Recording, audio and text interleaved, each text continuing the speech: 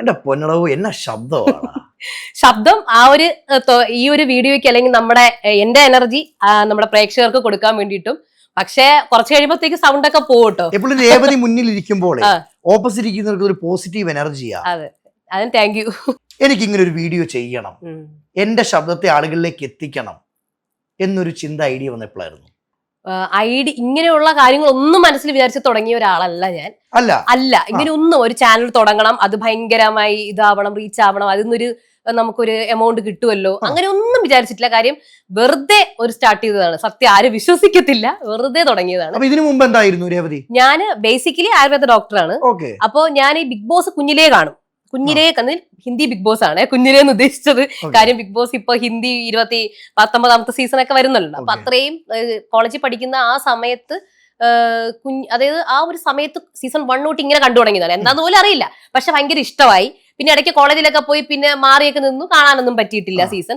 എന്നാലും big boss Hindi കാണുന്ന വലിയൊരു ആരാധികയാണ്. അതിന്റെ റിവ്യൂസ് ഒക്കെ ഇരുന്ന് കേൾക്കും. എന്നാലും ഞാൻ വിചാരിച്ചിട്ടില്ല റിവ്യൂ തുടങ്ങുന്നുള്ളത്. അങ്ങനെ നമ്മുടെ മലയാളത്തിൽ ബിഗ് ബോസ് ഭയങ്കര സന്തോഷം.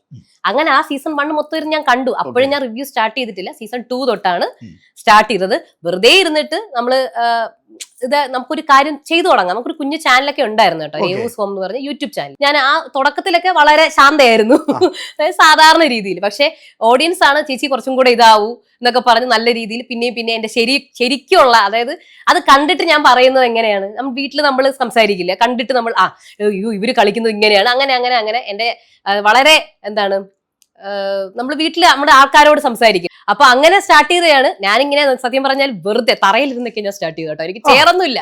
എന്റെ അടുത്ത വീഡിയോ കണ്ടു നോക്കിയാൽ അറിയാം, സ്റ്റുഡിയോ ഒന്നുമില്ല, ഒന്നുമില്ല. നമ്മള് കട്ടിന്റെ സൈഡില് താഴെ ഇങ്ങനെ ഇരുന്നിട്ട് നീ എടുത്തോ എന്ന് പറഞ്ഞൊരു ക്യാമറ എനിക്ക് തന്നു, ചെറിയ സോണിയുടെ ചെറിയ ക്യാമറ. അതെടുത്തിട്ട് അതിൽ ഞാൻ ട്രൈപോഡൊക്കെ വീട്ടില് ഹസ്ബൻഡ് ഭയങ്കര ഇഷ്ടമാണ് ക്യാമറാസ് ഒക്കെ. അപ്പൊ ഇങ്ങനെ കുറെ കുഞ്ഞു കളക്ഷൻസ് ഒക്കെ ഉണ്ട്.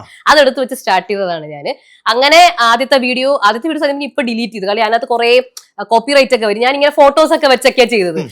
ബിഗ് ബോസിന്റെ ഹിസ്റ്ററി ഒക്കെ പറഞ്ഞ് ഇങ്ങനെയാണ് ഹിന്ദി ബിഗ് ബോസ്, നമ്മുടെ ഇവിടെ മലയാളമാണ് എന്നൊക്കെ പറഞ്ഞ് ഇങ്ങനെ ഇതാക്കി. അപ്പൊ കുറെ കമന്റ്സ് ഒക്കെ വന്നു. അതിൽ ഭയങ്കര സപ്പോർട്ടാ, ചേച്ചി ഇനിയും ചെയ്യണം. അന്ന് തുടക്കമല്ല, ആരും ഇല്ല അങ്ങനെ. എന്നാലും അവിടെ ഇവിടെയൊക്കെ ആയിട്ട് കുറച്ച് പേരൊക്കെ ചെയ്യുന്നുണ്ട്. പിന്നെ ഞാൻ ഇടയ്ക്ക് ഞാൻ 2-3 എപ്പിസോഡൊക്കെ ചെയ്യാതെ എന്ത് ചെയ്യുന്നു എന്നുള്ള ഞാൻ സീരിയസ് ആയിട്ട് കാണുന്നില്ല. അങ്ങനെ പക്ഷെ ഒരുപാട് പേര് കമന്റിൽ വന്നിട്ട് ചേച്ചി എന്ത് ചെയ്യാത്തത് വീഡിയോ, അതെന്ത് ചെയ്യാത്തത്, കാത്തിരിക്കുന്നു, അത് വെയിറ്റിംഗ് ആണ്. അപ്പൊ ഞാൻ ഇതെന്ത് ഇത്രയ്ക്ക് വെയിറ്റ് ചെയ്യാനിരിക്കുന്നത് എന്റെ വീഡിയോയ്ക്ക്, ചേച്ചി ചേച്ചി. അങ്ങനെയാണ് സത്യം ചെയ്ത് തുടങ്ങിയത്. അതും ഒരു വീഡിയോ ഇടും, ഒരു വീഡിയോ ചെയ്യും, രാവിലെ ഒരു വീഡിയോ, വൈകുന്നേരം 1 2 അത്രയൊക്കെ ചെയ്യുള്ളൂ. അപ്പോഴും അവര് പറയുന്നുണ്ട് ചേച്ചി ഒന്നിൽ കൂടുതൽ ചെയ്യും. ഞാൻ ഇല്ല ഒരെണ്ണം അതൊക്കെ മതി എന്നുള്ള രീതിയിൽ. അപ്പോഴും ഇതിനെ സീരിയസ് ആയിട്ട് ഞാൻ കണ്ടിട്ടില്ല. അത് കഴിഞ്ഞ് ഗെയിമിലേക്ക് വന്നതിന്റെ ഇമ്പോർട്ടൻസ് ആൾക്കാരാണ് എനിക്ക് മനസ്സിലാക്കി തന്നത്. അതായത് നിങ്ങൾ ഇങ്ങനെ പറയണം, നിങ്ങൾ ഇങ്ങനെ കുറച്ചും കൂടെ ഇതാവണം, ഇത് കൊള്ളാം, ഇങ്ങനെ ഓരോ ഇതും സബ്സ്ക്രൈബേഴ്സ് ആണ് എനിക്ക് ഇങ്ങനെ സജഷൻസ് തന്നത്. അതെ, അത്രേ ഉള്ളൂ. അതിങ്ങനെ വന്ന് അവരാണ് ഈ സജഷൻസ് തന്ന് ഇവിടം വരെ എത്തിയത്. പിന്നെ ഞാൻ മാറാൻ തുടങ്ങി. അയ്യോ ഇങ്ങനെ പോരാ, കുറച്ചും കൂടെ നന്നാക്കണം, ഇങ്ങനെ നന്നാക്കണം, ബാക്ക്ഗ്രൗണ്ട് നന്നാക്കണം, അല്ലെങ്കിൽ ക്യാമറ നല്ല രീതിയിലാക്കണം, സൗണ്ട് നല്ല ക്ലാരിറ്റി കൊടുക്കണം. കാര്യം എല്ലാം പോയിന്റ് ഓഫ് ഇത് ഈ ബിഗ് ബോസിനെ ജഡ്ജ് ചെയ്ത പോലെ എന്നെയും ജഡ്ജ് ചെയ്യും ആൾക്കാർ.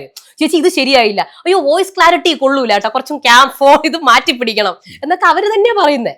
രേവതി ഇപ്പൊ ഇത്രയും നമ്മൾ സംസാരിക്കുമ്പോൾ ഇത്ര എനർജി ആയിട്ടുള്ള രേവതി എന്തുകൊണ്ട് ബിഗ് ബോസിൽ കയറുന്നില്ല? അയ്യോ വലിയ ചോദ്യം, എല്ലാരും ചോദിക്കുക കേട്ടോ ഈ ചോദ്യം. ഞാനെന്ന് പറഞ്ഞാലേ ഞാൻ 5-ൽ എന്നെ കോണ്ടാക്ട് ചെയ്തിട്ടുണ്ടായിരുന്നു, എനിക്ക് വിളിച്ചിട്ടുണ്ടായിരുന്നു.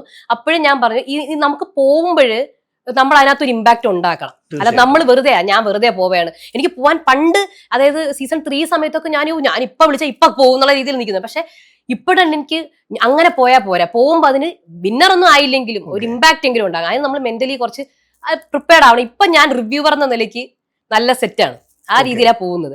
അപ്പൊ എന്നാണോ ഞാൻ അതിനകത്ത് ഫുൾ പവറിൽ പോവാൻ പറ്റുന്നത് അന്ന് ഞാൻ പോകും.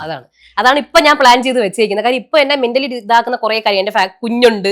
അപ്പൊ അവിടെ പോലും എനിക്കൊരു സമാധാനം ഉണ്ടാവില്ല, ഒരു സമാധാനത്തിൽ പോണം എന്നുള്ള രീതിയിലാണ്. പിന്നെ ഞാൻ ഒരു കാര്യമുണ്ട്, എല്ലാ സീസണിലും ഞാൻ ബിഗ് ബോസിൽ തന്നെ അല്ലേ.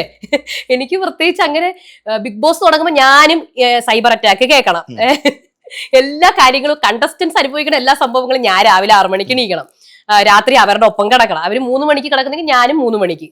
അങ്ങനെയാണ്. ഇപ്പൊ ചില ലവ് കോമ്പോസ് ഒക്കെ ഉണ്ടെങ്കിൽ അവര് 2 മണി 3 മണിയിലൊക്കെ വരെ ഇങ്ങനെ പോകും ലൈവ്. നമ്മളകത്തിൽ നിന്നേ ഉള്ളൂ. ഞാൻ ഇവിടെ പുറത്തിരുന്ന് എഴുതണം. ഇല്ലെങ്കിൽ രാവിലെ എന്നെ ചേച്ചി എന്തുകൊണ്ട് അത് അപ്ഡേറ്റ് ചെയ്തില്ല, എന്തുകൊണ്ട് ചെയ്തില്ല എന്ന് പറഞ്ഞാൽ കമന്റ്സ് ഇങ്ങനെ വരും, ഈ ഫോണിൽ ഇങ്ങനെ എല്ലാരും മെസ്സേജ് ചെയ്യും, ചേച്ചി അത് ചെയ്തിട്ട്. എന്നിട്ട് നമ്മൾക്ക് എന്തെങ്കിലും ഒരു പോയിന്റ് വിട്ടാൽ മതി അവിടെ നിന്ന്, ഇത് ചേച്ചി പറഞ്ഞിട്ടില്ല, ഇത് സംഭവിച്ചിട്ടുണ്ട്, ഇങ്ങനെ പറഞ്ഞിട്ടുണ്ട് എന്നൊക്കെ പറഞ്ഞ് തിരുത്താൻ ആൾക്കാർ ഇഷ്ടം പോലെ.